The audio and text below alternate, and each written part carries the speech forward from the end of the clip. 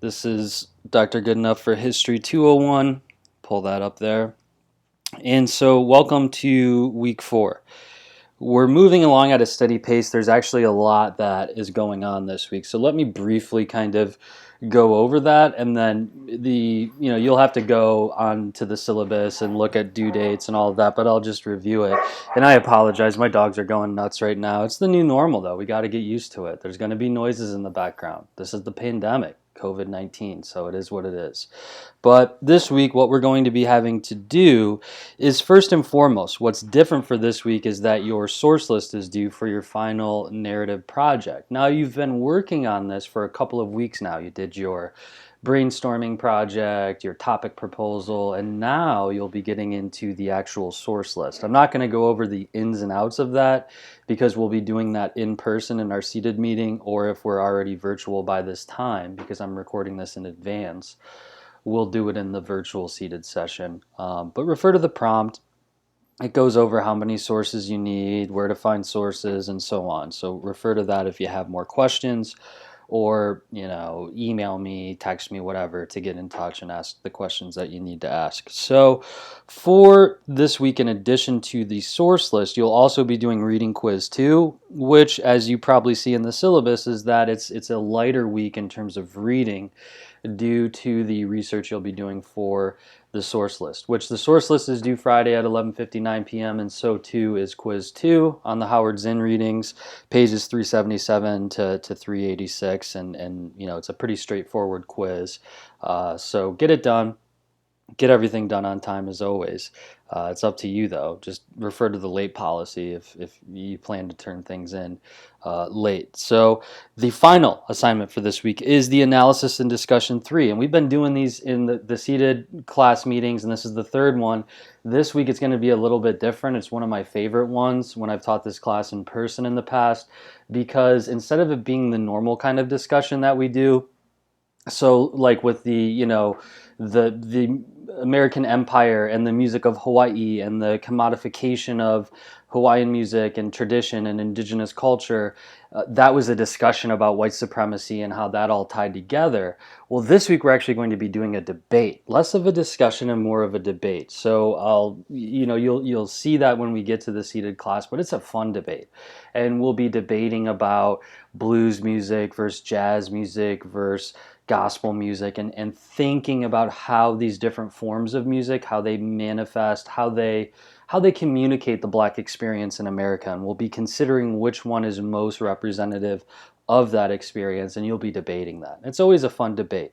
And jazz obviously plays a large role in that, because the 1920s is commonly referred to as the Jazz Age, as posted here on my PowerPoint. And you can see in the background the famous Cotton Club in Harlem during the Harlem Renaissance. It actually becomes, it's interesting. There's gangsters take it over, the mafia, and there's segregation and things going on within the Cotton Club, even though jazz music is at the forefront, and that African American artists are playing music and this new form of music for a largely white audience. So it kind of bridges this consumption gap between white consumers and Black artists coming into close contact with each other in terms of music for, and oftentimes, the first time. So we'll see that play out in our discussion and debate in the seated section, and we'll also do a brief introduction to jazz and the Harlem Renaissance and all of that today here. I want to talk as fast as possible. By now with these lectures, there's no script. I'm just talking. That's how a lecture is. And so I'll try to make this as quick as possible so you have time to do your quiz and all of that. But we do have to get through a lot. In my 1920s lecture, I have a lot of things I like to focus on, because it is such a pivotal decade in American history, because it so closely resembles the culture of today. This is the birth of the new American culture, the new American economy after World War I, so we'll be going over that. We also have to understand the growth of civil rights activism. We'll be using Marcus Garvey as an example, the Jamaican immigrant who is a Pan-Africanist, a Black nationalist, and some of his arguments. We'll briefly talk about that, and if it's this change to culture if it's this change to the economy and all of these ideas, there's also these reactionary impulses that emerged during the 1920s. The KKK, the Ku Klux Klan, which had been kind of hidden for years since the end of Reconstruction, reemerges during the 1920s in a very forceful way to attack African Americans, Catholics, Jews, immigrants from the new immigrant wave. Is that there is this resurgence in the KKK during the 1920s because of the cultural changes, ethnic changes, religious changes that had occurred in U.S. history at this time. And then we'll look at women's rights that grow during the 1920s, especially womanhood. We think of the 1920s as the age of the flappers. So we'll be talking about flappers, who they were, their style, their dress, and maybe how that ties into music. We'll talk about that in person in our seated meeting. And then we'll briefly review college student sexuality during the 1920s. Is that sexuality in the 1920s is really starting to change. People are no longer having sex only for procreation, which, people before the 1920s also had sex for pleasure. It's just that now, through contraceptives and changing cultural attitudes, is that people can have more partners and not worry about pregnancy, and things like this are starting to change the dynamics of relationships, especially for college students.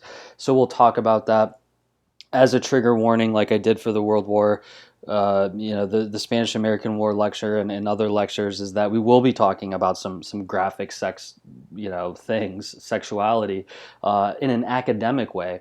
But as always, since we're not in person and you don't have the opportunity to leave class as you normally would if you're uncomfortable by this, you'll have to mute it or fast forward or something like that. But I'll give you the trigger warning when we get to the sexuality stuff if it makes you feel uncomfortable.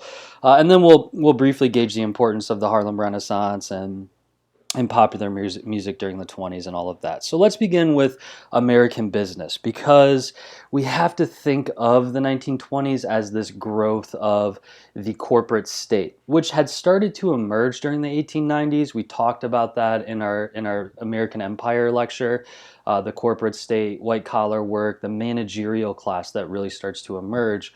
Well, during the 1920s, this only is consolidated and kind of, spread throughout the United States, and it becomes standardized. This idea of the white collar managerial class, that, they're the productive bees for the corporate state and making this wealth for, the top of, the 1%, as we would say today, the owners of these mega corporations. And the managerial class is really the kind of pillars that keep that system going. And we know that during the 1920s, the United States is going to focus heavily on business. The famous phrase, the business of America is business, is that after World War I, although Woodrow Wilson during the war is framing his vision for a new world order that's going to, the United States after World War I is going to reshape global affairs and the vision of American liberal capitalism, and we're going to have this League of Nations and the United States will lead the way.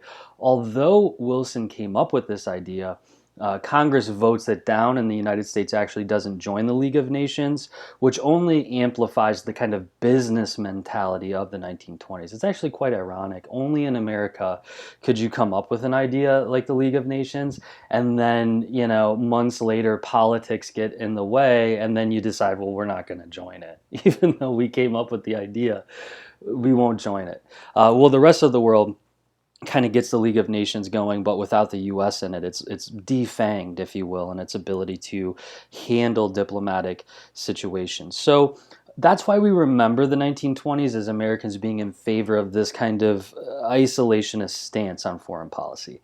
However, that's a bit of a misnomer when you think of it, because oftentimes you'll hear amateur historians say, well, America was isolationist during the 1920s. Well, kind of. I mean, America is still invading places, right? Especially in Latin and South America. It's just that it's not being done through the normal kind of diplomatic channels. Instead, this is all geared towards propping up U.S. business. And we learned about this with the sugar planters in Hawaii and different kinds of corporate colonialism that occurred before the 1920s. It's just that this becomes the new norm, if you will, during the 1920s. This heavy focus on business, because there's a lot of conservative, business-friendly presidents who are deregulating the economy, getting rid of progressive era reforms, throwing them out the window to speed up economic growth. Well, we know this is all going to be, it's going to come tumbling down at the end of the decade. But during most of the time during the 20s, the economy is doing well, and it's largely doing well for everyone. But of course, there's always a male distribution of wealth. So when we say the Roaring Twenties, roaring for whom is what we should be asking, and we'll tease that out and talk about that in our in-person kind of lecture. So let's get into this with the new economy. Let's think about this. What's going on here? You can see a Chevrolet advertisement from the 1920s, and quality at low cost. This is the new economy. Is that, if you remember back to my lecture from industrialization, is that economic theory at the time, this is modernity, right? Order, planning, and reason. We're getting rid of tradition, we're getting rid of religion. Science is our new God now, right? We worship science now as our new revealer of truth instead of tradition and things like that. And we can do that through order, planning, and reason, is the kind of succinct definition that I've used to define modernism. Is that the economic theory tethered to that was production, is that it was heavily focused on production. So think about it today, and I talked about this before, is that we understand as economic theory there has to be this equilibrium between consumption and production. Well, during the 1920s, up until the stock market crash of the late 1920s, is it's still just heavily focused on production, and there's not this huge interest, or at least widespread interest, in thinking about the relationship between production and consumption. But take an economics class. I'm not going to talk too much about that and bore you to tears doing so. So let's get into this. Is that the 1920s, is we have to remember, with this emphasis on production, is American manufacturing, and this is massive. The output of it increased by more than half, 60%. I mean, that's huge, right? This isn't small numbers. This isn't 4% growth, 5% growth that we're proud of today. 5% GDP growth today is, that's like a miracle. If we get 1%, it's good. This is just manufacturing output, but it increased by 60% during the 1920s, and because of that, per capita income rose by a third, which is huge as well, because remember the economic theory I talked about earlier in previous lectures, is that we have to keep workers working. If we can get production up, we can gradually raise wages, and then that keeps the workers from rebelling like they did in the 1880s, 1890s with the anarchist movements and the labor movements and all of that. And since we've deregulated the economy, union power isn't as strong as it was. Now it'll be strong in the automotive industry, but we have to keep wages there. So keep production up to keep wages up. That kind of idea. So the American economy is really hinged on the automobile industry. And this always spells disaster. Oftentimes, when you think of economic growth and slowdowns, it's whenever a nation or a state or whatever focuses on one industry, one corporate model, all hell eventually breaks loose and it all comes tumbling down. Think of the Rust Belt, right? Which was so tied to the automotive industry. Think of California right now. The largest companies in that area now are tech companies, and they're only depending on one industry. Now that industry has the ripples, but once that industry changes, the economy will collapse. Property, values decreases. We've seen this before. It's always been around, and this happens in the 1920s. This dependence on one industry. Now, the automotive industry, the automobile industry, has a lot of ripple effects. Think about all of the different things tied to the automobile industry that help economic growth. So not only do you need the metal for the car, the rubber for the tires, the glass, the oil, all of those kinds of things, but then ancillary kinds of industries as well, with fasteners for the car, or pavement, or motor hotels and new diners, and all of these different things, luggage for traveling, and all of these different industries are tied to the automobile industry. So it's very important to keep that industry going. Now all hell will break loose once there's once we run out of people to sell cars to, as you see towards the end of the decade. But no one's thinking that far in advance, right? It's just make as much money as we can, and when the house of cards comes tumbling down, we'll have cashed out by then, which many people did. Now a lot got caught by surprise with that stock market crash, but we'll talk about that in a different lecture. But the automobile industry is just having this massive ripple effect throughout the US economy that's keeping it humming, that's keeping it growing at a whiplash pace. I mean, look at that, 60% manufacturing output. That's insane to think about, right? And if we were to apply that to today, is even, look at Chinese economic growth and industrial growth. I mean, these are big numbers here during the 1920s. Also, the radio is transforming how people consume media. Advertising is going to change during the 1920s. We'll talk about that in a second. So the radio is a new form of technology, basically, that everyone has access to. Pretty much every American household by the end of the decade is going to have a radio. So it changes family dynamics. Here, come here, Timmy, let's sit down and listen to a radio drama tonight. And new changes that happen because of the radio and what it does to American society and American culture. The television will do the same thing in the 1950s. In reimagining space and how families interact, and how advertisers, as they were called, the hidden persuaders, right? How they get you to buy things and all of that. So the radio is a big industry, and this will tie into music, and we'll talk about that in person in our seated meeting during our debate. So corporations, I already mentioned this, they're pushing for national organization and consolidation. The growing white collar managerial class is becoming an ever more noticeable class in the United States. The managerial class, middle class people, they're not the owners of the companies, of the corporations, but they're doing white collar work, they're crunching numbers, going to meetings, they're keeping the businesses growing, and that because of that they're having more disposable income, and they kind of live this what we would consider comfortable middle class life. This is where the 1920s is where we kind of get this image of the ideal middle class life. You're not going to be the CEO of Ford Motor Company, but you can be in middle or upper management and make a decent salary, right? You're not making what Ford is making by any stretch of the imagination, but you're making more than the factory workers making. So you're kind of in the middle there, and you're doing well, and you can provide for your family and have this kind of stable life. This is where we get that image of. At the same time, I started to talk about pink collar work in the 1890s, is that this is only amplified. This is only growing during the 20s. We see more and more women entering the workforce in these pink collar jobs, and that disposable income for women is going up, which gives them even more autonomy, more control over their destinies, their lives, because now women can demonstrate independence from the household. And we'll talk about that more and more as we move forward throughout the semester, as things go forward and as things go back, and all of this. But during the 1920s, there are a lot of changes too women in the workforce. So let's move on to the new culture.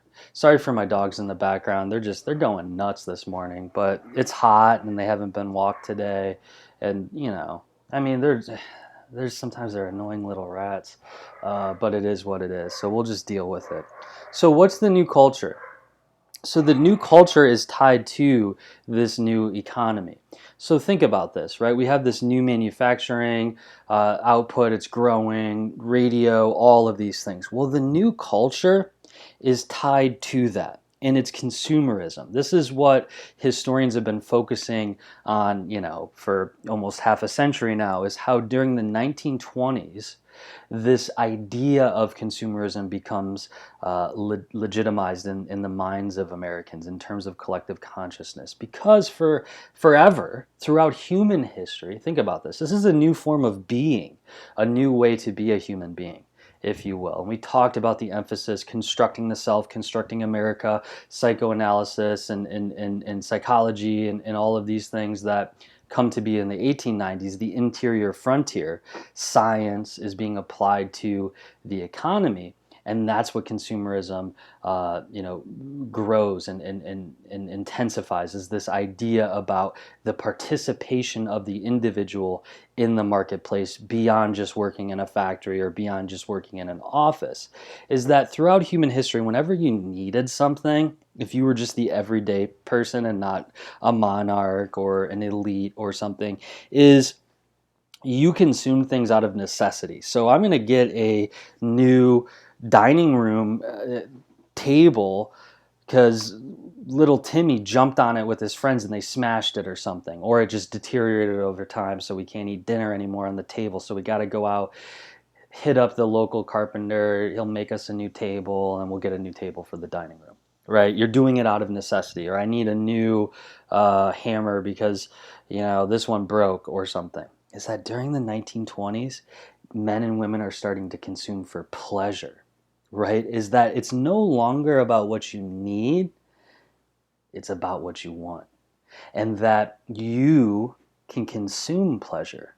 You see, is that by you participating in this new culture, this consumerist mentality, is that you don't buy out of need, you buy out of want. And as companies start to understand through psychological research and how to play around with the mind, you can start to create wants. You can create desires and create needs that aren't real, but the consumer believes they are. So the modern day example would be bottled water. You know, if you were to go back in time, and I crap you not, if there's ever a time machine, you can fact check me on this, and you go back and you go to the 1880s and you tell people, well, let's not even do the 1880s. Let's do the 1950s even. Make it even more recent. And you go and you say people buy water at the store now in little disposable plastic bottles. They would say you're nuts. What are you talking about? Water comes out of the faucet or it comes out of the well. What do you mean you go to a store and buy water, right? That's a want. That's not a need. But we've been programmed to want to buy bottled water. I'm guilty of it. I buy the seltzer waters, the LaCroix, and the Kroger seltzer water is actually my favorite, the lemon lime. One, I also like the standard one as well, but that's a that's a pleasure kind of thing to consume. There's no need for that. Or technology, as I had this broken phone, the iPhone 6s. I was so far behind I didn't even know it, but then I like wanted the new iPhone instead of getting my screen fixed, and I got the 11 now, and I walked into the store and the salesperson was like looking at me like, why are you carrying around that 6s? We're on the 11 now. And I didn't even know, but now that I got it, it's like it's awesome. And so this new culture is all geared towards consumerism. And what McGovern, historians, I won't even start naming them because there's too many of them, but what they start to show is that Americans equate citizenship with consumerism, is that consumerism becomes the new political arena, the consumer's republic. Is that, think about how everyone knows when, for the most part, when the new Xbox is going to come out or the new PlayStation or the new iPhone, and they know those kinds of things, but they don't know who the representative is in Congress. Is that we pay more attention to the consumer products. That's our new way we demonstrate our political beliefs, our ideas, our civic participation, all of those things, right? When the World Trade Center attack happened, is that the message was go out and buy things at the mall. President Bush famously said is don't let them ruin our way of life. And our way of life is not voting, it's not being politically engaged, it's consuming. This occurred during the 1920s. And all of these new consumer products are designed to create needs, or at least create the perception of needs. So one is the new electric appliances. All kinds of new appliances emerge, refrigerators and all kinds of things, washing, machines and just all kinds of new electric appliances that people got by with before they existed, but now you want this product because it can make your life easier. If you have this electric appliance, is that you can save time doing certain household items. This is mainly geared towards female consumers. Is that now you have these appliances to do these jobs for you, so you can spend more time doing other things. You can join a book club with the other housewives of the neighborhood, if that's, we're talking about a middle class kind of traditional household. And you can go and hang out with your friends during the day and get lunch, and then not only are you consuming the electrical appliance that saves you time in the house, but then you have more time to go out and consume other things. You see, is that all of this new culture is wrapped up in consumerism. And in advertising agencies, the science of deception, they're taking science and they're thinking about ways to play and tug with reality to create these needs, are really, I mean, they're going wild with this stuff. They're saying the opportunities are endless for us to play with the everyday person and get them to buy our products. Look at this cigarette advertisement, and we'll talk about this in the discussion board and all of that. But this is to get female consumers to buy cigarettes. And it's this pretty woman, she has the kind of flapper hair, and she looks happy and pleasant and pretty and all of these things. And it says to keep a slender figure, no one can deny, reach for a Lucky cigarette instead of a candy bar, or instead of a sweet, because this will keep you thin if you smoke cigarettes. Is I mean, how ridiculous is that? But we still get this today with body image issues and advertising and all of that. Is during the 1920s, this is when these kinds of things start, and consumers then equate these things with the fake reality that has been created by advertising firms. So yes, I will smoke cigarettes because that reduces nicotine, will reduce my appetite, and whenever I want to have a candy, a little sweet gumdrop or something, I'm going to smoke a cigarette instead. Well, then you create an addiction to that cigarette, so then you're buying all of the cigarettes, right, to keep that consumption up. But in your head, you're doing it to keep a slender figure, to look beautiful, so you can, find a husband or a partner or something, and that you're this ideal person because of the cigarettes. That's the kind of idea that's being communicated. This is citizenship being equated with mass consumerism, the consumerist society, the consumer's republic. That will play a role in music, especially as we get to new forms of consuming music that will be discussed in the seated section. So I've talked about this enough. Let me move on here to this discussion that will be in the discussion board. I mean, there's these pretty women. Now notice the race of these women. They're all white women, and we'll talk about who can and can't be a participant in this consumerist society when we do our debate, right? Because if citizenship is equated with consumerism, those who cannot consume as much are second-class citizens. So the poor, right, different ethnic and racial groups are considered less of citizens due to their inability to consume. We even do this today in terms of salaries. Think about how the corporate state has modeled your worth by how much money you make, not the kind of work you do. Right, you could be an excellent carpenter.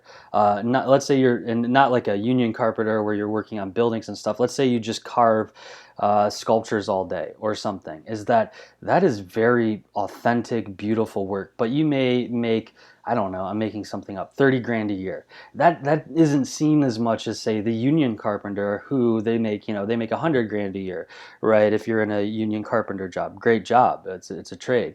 Is that it's not seen as valuable because you don't make as much money, and then everyone knows that you can't consume as much, so therefore you're worth less. That's what's happening. And so obviously in this advertisement, it's mainly white women, so there's an absence of diverse voices and diverse representation. But these beautiful women, they're in bathing suits, and the seagulls are clearly by a body of water. What the hell does this have to do with selling tires, right? This is an advertisement for tires. And the tire plays a very small role, if I can move my cursor, in the advertisement. It's all about these other things that are going on. This is what you get to do if you get this tire. So we'll talk about that in the discussion, and what this all means. But this is the new culture. I love this advertisement because it really summarizes in a very kind of powerful way what the consumerist mentality is. So let's move on. And I realize I'm starting to talk a lot. This is a lecture. This is straight lecture, but I wanted it to be short So you could get into the discussions, and in person, it's the same thing. It's an hour and 15-minute class. Maybe I'll lecture for an hour and 15 minutes. Maybe I'll lecture for 50 minutes, and then the rest will be discussion. It all depends on the day, but we'll move quickly through this. So not only is there the new culture, the new economy occurring at this time, there's also a lot of civil rights activism happening with various different activists that we'll talk about in the seated section. But mainly, I'm just focusing on Marcus Garvey because he has this very intense form of civil rights activism, black nationalism.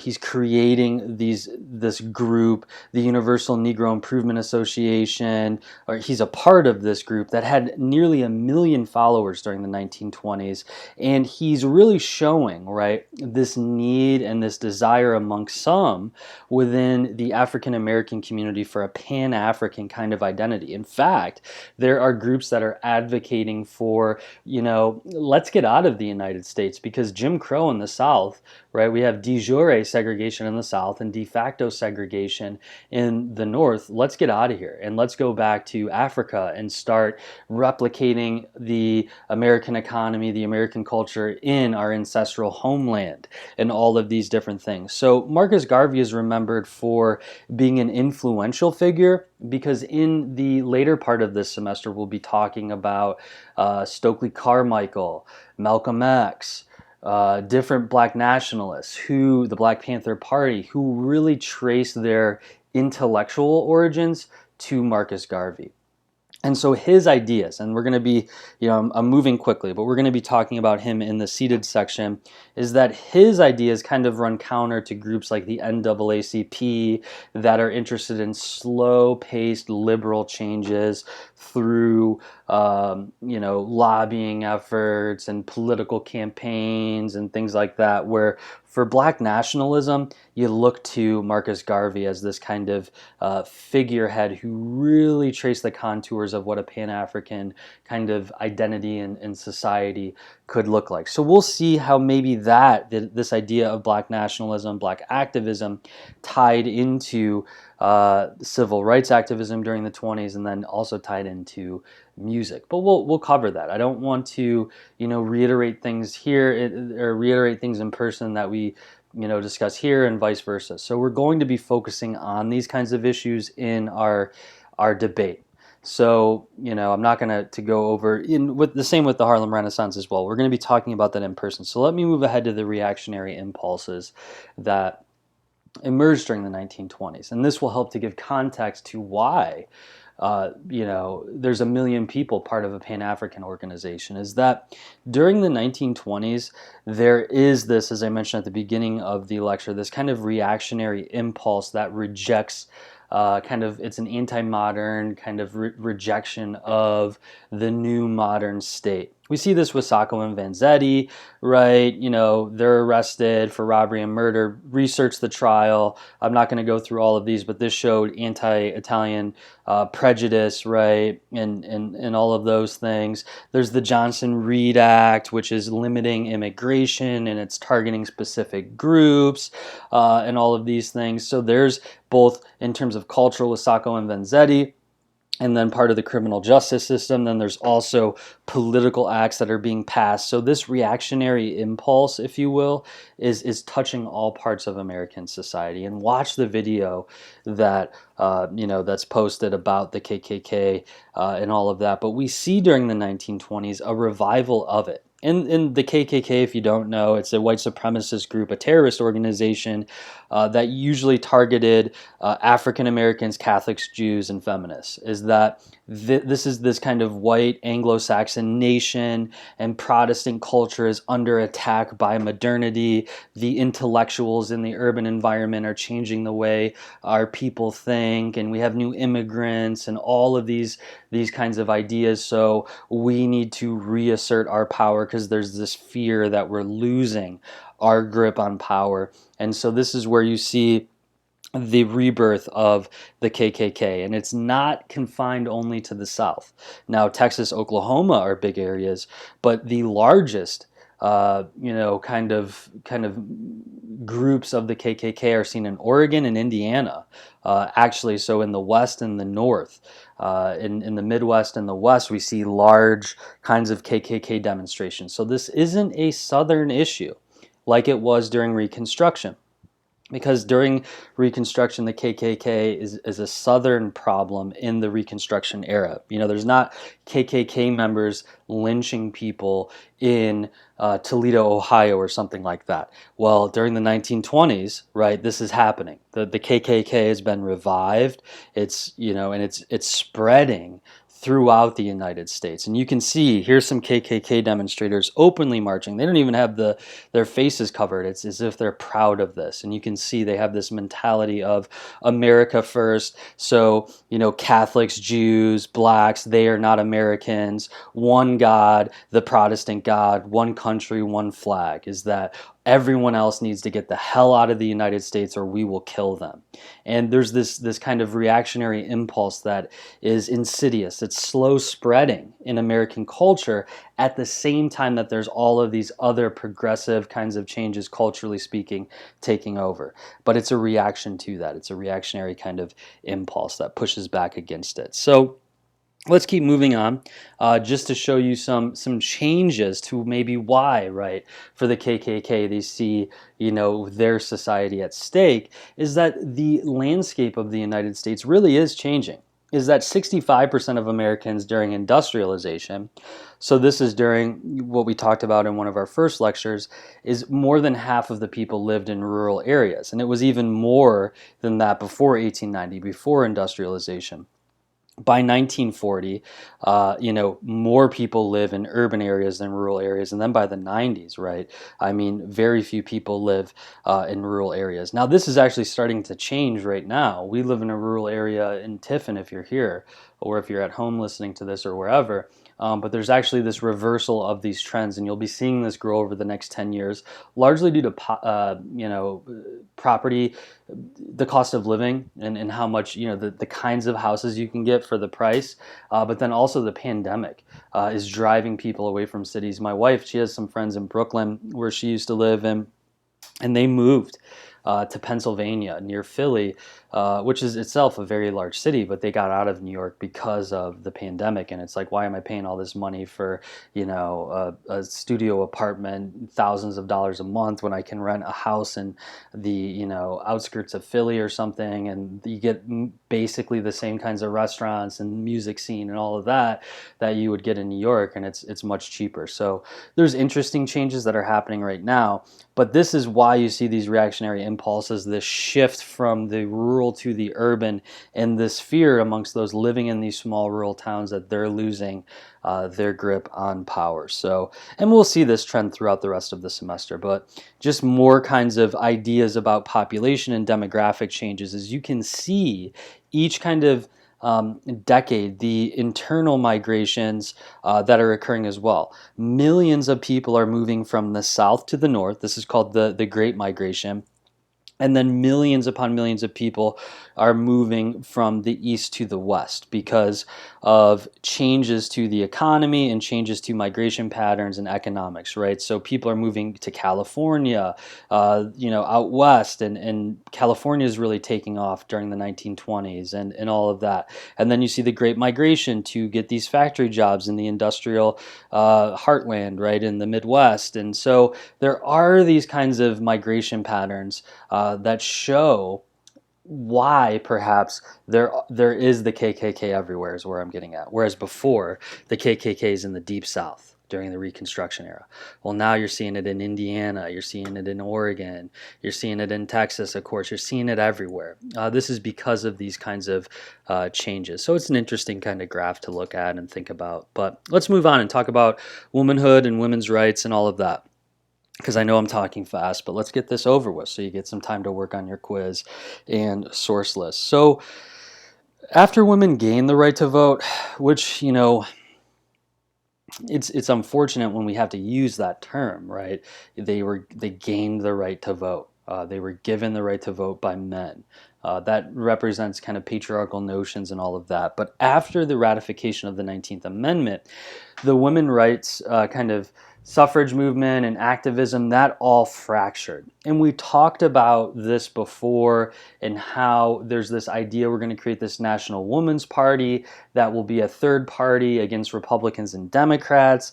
Well, after the 19th Amendment, many women voters just kind of go into either the Republican or Democratic camp, and there is no strong women's party like there used to be after the ratification of the 19th Amendment. And the radical wing of the suffrage movement is still working. It's fractured now, the women's movement, after the right to vote. And so for the radical wing of the suffrage movement is they then start to push for the Equal Rights Amendment. We'll see this come back into play and debate during the 1970s, during second wave feminism and arguments about equal rights. But during the 1920s, there's this push for an Equal Rights Amendment as well. Now, for conservative women activists who had been part of the suffrage movement, they said, hey, we just wanted the right to vote. That's all we wanted. We don't want an equal rights amendment. We believe that women should have different and kind of special privileges. So if we have an equal rights amendment, then we'll be treated equal. Why not have laws that prevent women from having to work at night? So working the night shift and things. And so you can see these debates here that are going on after the kind of the 19th Amendment is ratified and women gain the right to vote. So these kind of social changes, right? This underscored the complicated nature of women's rights and womanhood during the 20s, which I'm going to review now. So let's think about womanhood in the age of the flapper. We talk about the 1920s as the flapper. Well, who was the flapper? Now, in the 1920s, changes too, because of pink collar work, economic autonomy, all of these different things that I've gone over already that I don't want to re-bore you with per se, is that this also gave women the opportunity to do things that they could not do openly before.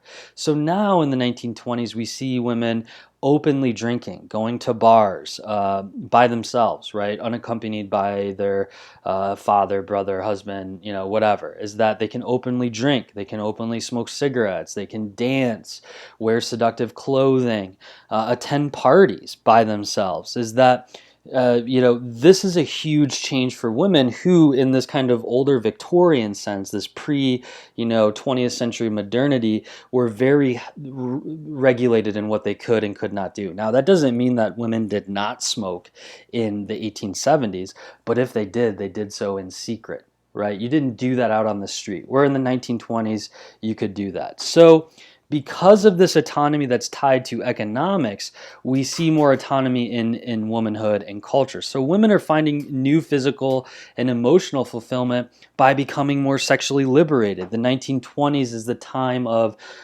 birth control and the contraceptive movement, and this will come back in the 1960s as well. But because of this now, women have more control over their bodies in addition to economic power and what they can and cannot do, which then this ties into the consumerist society, because then products are being sold, because it understands that women can find fulfillment in a variety of ways now. So let's sell them things and stuff like that. So there's a weird kind of interplay between consumerism and women's rights. But what am I talking about? Well, this all gets wrapped up into the age of the flapper. And we oftentimes think of the 1920s as the flapper. It even gets appropriated in Halloween costumes, right? You'll see people dress up as flapper, and you know what that looks like. Well, that actually wasn't what a flapper looked like.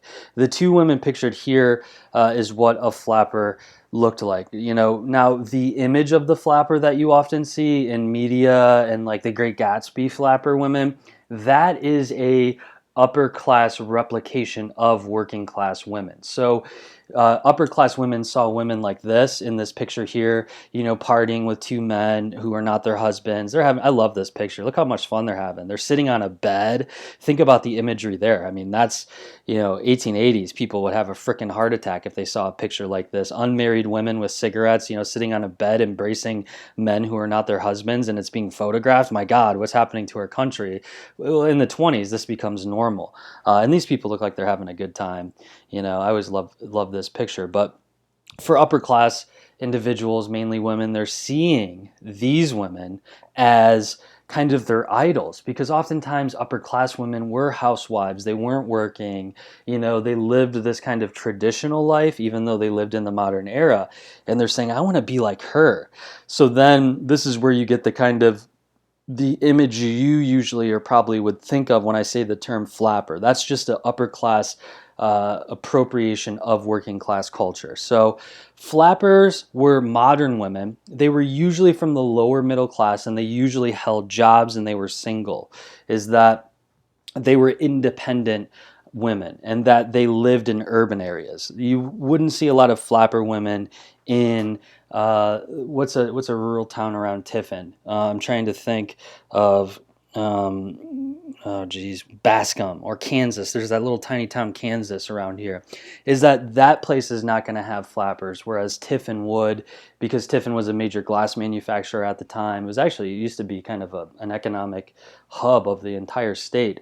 A lot of Art Deco architecture and things like that, because it was growing during the 20s. But you would have flappers in Tiffin who maybe they rent an apartment with another woman. They live by themselves. They don't live at home, and then at night you might see them at the bar or something, or the speakeasy, since it's prohibition, and that, they're smoking cigarettes and they're doing all of these things. So it shows more female autonomy, more female power.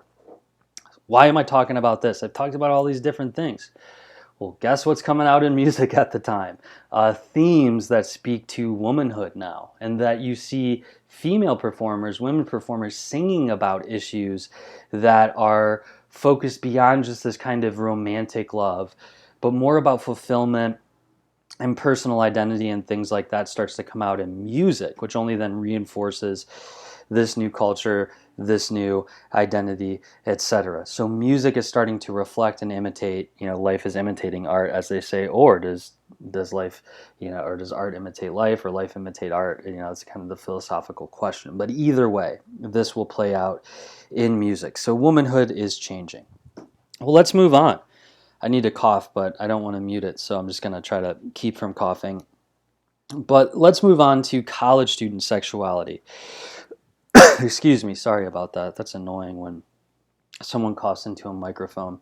But please leave. You wouldn't have the chance, digitally to do this, or you don't have the chance. But in person, you could leave, because we're going to talk about sex stuff, and maybe that makes you feel uncomfortable. So, trigger warning. I'll give you a second. Turn it down. And what time is it on my phone? It's 10:40. I don't know what time it is on yours. But I'll start talking about it at 10, in like 30 seconds, a minute. So turn down your volume, mute it, walk away, and then come back in about 5 minutes. I'll make it quick with this, and then we'll move on. But I like to talk about this because it's an important examination of what's happening in American society, but then also it kind of speaks to your own experiences as college students. So I'll give you a second here. Okay, so let's talk about what's happening, the damned and the beautiful. Historian Paula Fass really explored this idea of what's changing in the youth of America through college student sexuality and college student life.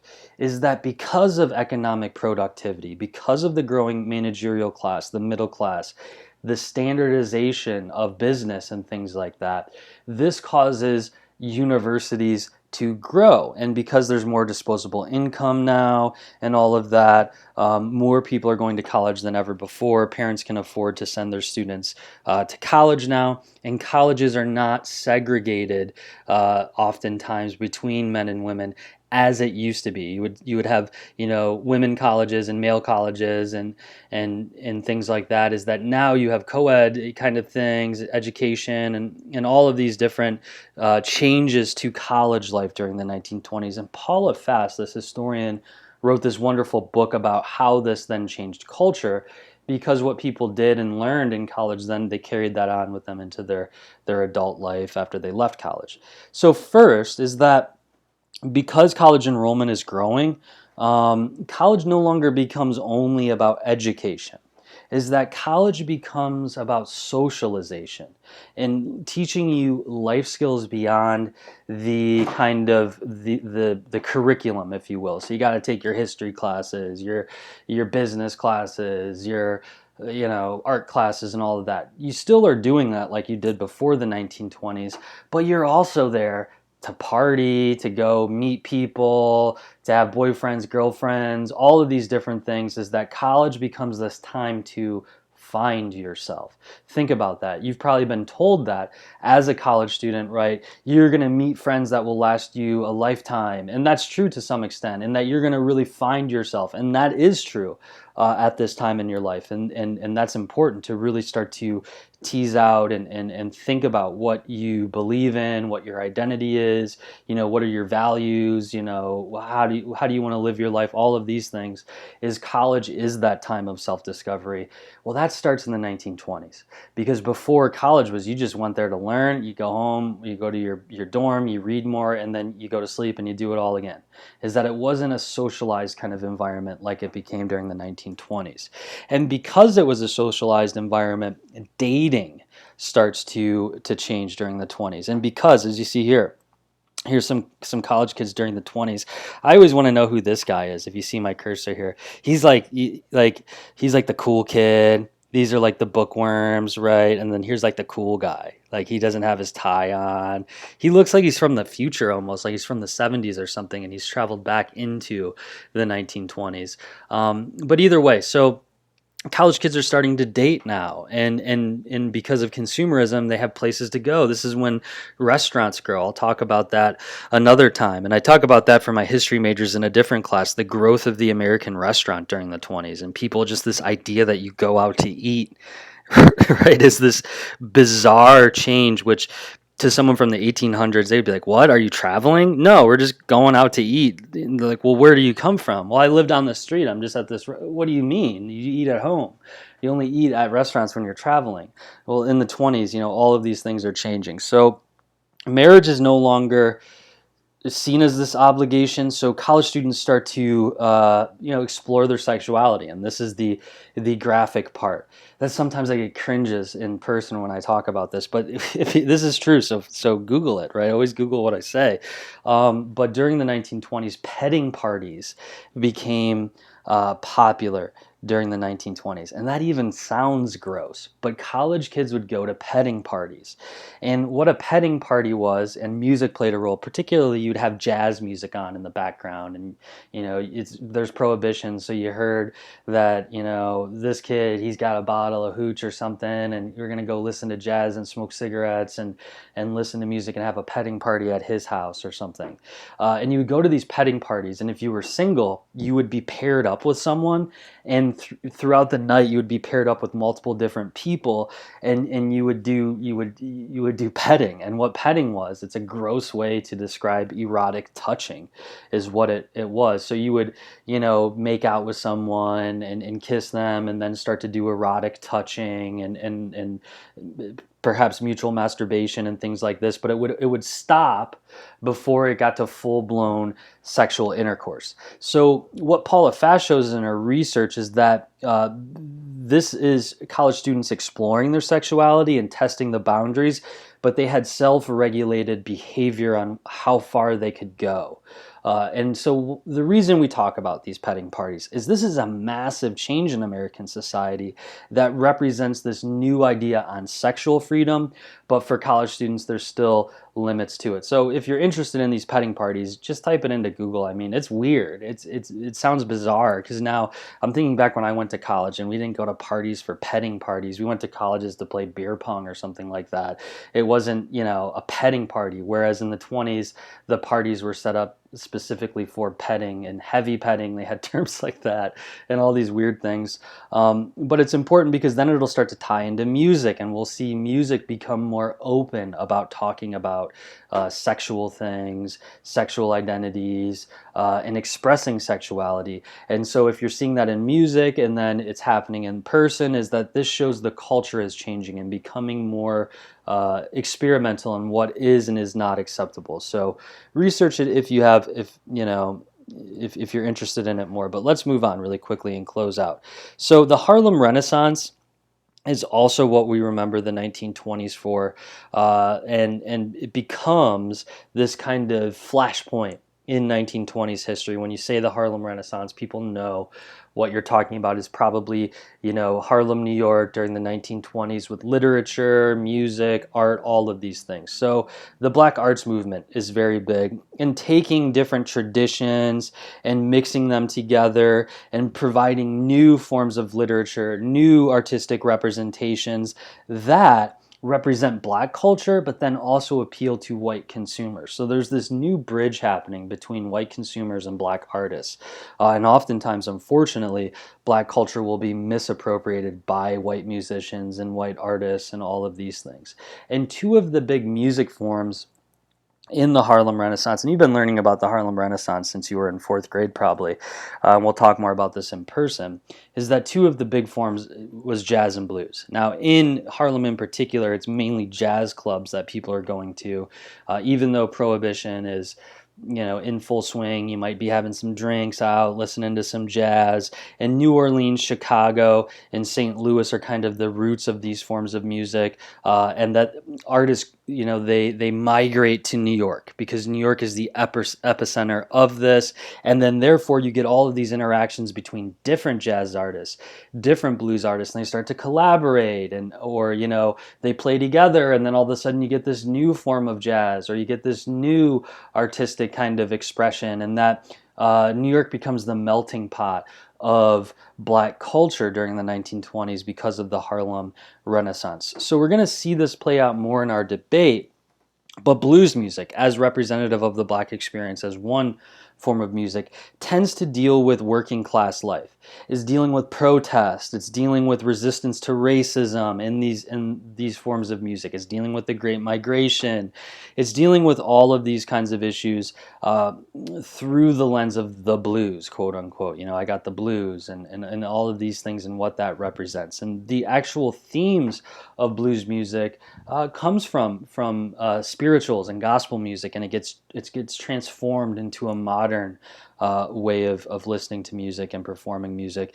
And in blues, there's a lot of outlets for women to perform as well. So women blues artists are talking about sexuality and passion and resistance to male dominance, and that I'm an independent woman and you can't boss me around and things like that. You'll see that in blues music performed by female performers, which, as we just saw with the college student sexuality, right, is that all of these things are leading towards more autonomy for women, and then that's coming out in the music. So when we're analyzing lyrics and you're listening to or reading the lyrics of a song performed by a woman or written by a woman, and you'll see those themes about female autonomy, independence, and all of that. So the blues is really doing that. Whereas jazz, as a contrast, is focused on celebration, dancing, this jovial spirit. Is that blues is more internal in terms of you reflecting on things, and then jazz is more external as this kind of fun time, this happy time, and all of that.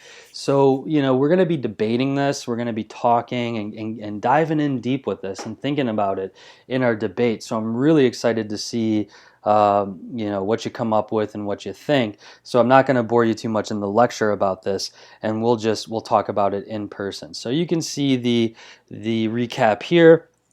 And then, as always, if you have any questions, email me, text me, reach out to me, come to office hours, and we can discuss this further. I tried to make this lecture as short as possible. I have a hell of a lot more stuff I could have talked about. But again, I just want you to get the major points for the 1920s. That will help you compare and contextualize the music that you'll be listening to. So I'm using QuickTime to save this. So let me pause this recording and have a good rest of your morning, day, or evening. Goodbye.